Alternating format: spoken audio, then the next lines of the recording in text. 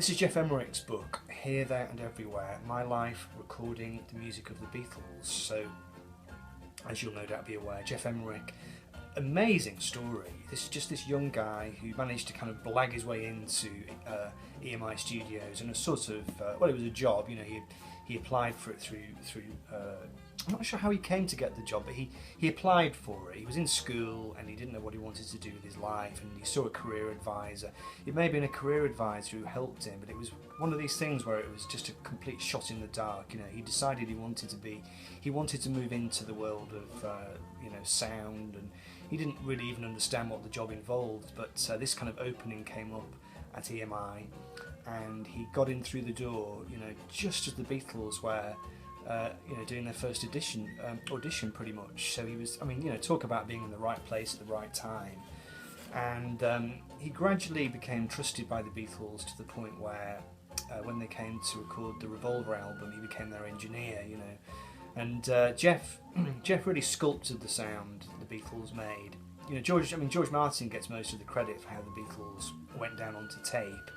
But reading this book, and I suppose you could say, well, it's a partisan account because it is Geoff's own story, but you certainly get a sense that a lot of if you take the difference between how Rubber Soul sounds to how Revolver sounds, you know, Rubber Soul was engineered by Norman Smith, I think, and Revolver was done by Geoff Emerick, and the sound clearly evolves, I think, between those two records.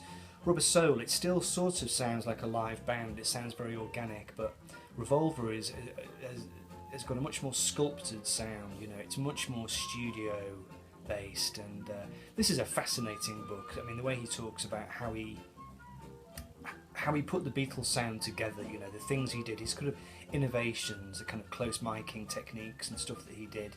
Often he had to do things kind of behind closed doors because there was a very regimented set of rules at EMI that you were not meant to do this and do that. And Geoff was a bit of a maverick, and he did things his way, and he kind of risked getting fired a couple of times just by putting microphones, you know, too far inside the tuba and this kind of thing. But I think the Beatles really came to rely on him, and they really kind of realised that this young guy was a bit of a genius and was doing something really special for them in the studio. The other great thing about this book is just the stories he tells, wonderful stories, stuff I've never heard before, lovely fly-on-the-wall little snapshots. One of my favourite stories in it is how the Beatles apparently were always stealing the engineers' food all the time. So if they were up in the control room, you know, George Martin and Geoff Emerick and whoever, if they had like a bag of crisps on the go or a bar of chocolate and they saw the Beatles coming up the stairs to the control room, there'd be this immediate flap, you know, trying to hide the chocolate, trying to hide the crisps, because the Beatles apparently, if they saw anything, they would just immediately scoff it. It's just kind of touches like that are so refreshing, you know, after you've read so many kind of second-hand and third-hand accounts of what went on there. And the other really eye-opening thing with this book is the way he describes the Beatles' gradual kind of disenchantment with recording at EMI. Quite amazing. I think he even goes as far as to say that by the end of the Abbey Road period, the Beatles really thought of the place as being a prison. I think he might even use the word shithole at one point, and that was really eye-opening to me. You know, I always imagined that the Beatles saw Abbey Road Studios as this kind of haven and this amazing place to be, but it wasn't a particularly nice environment. You know, they really had to struggle to get the place even halfway comfortable.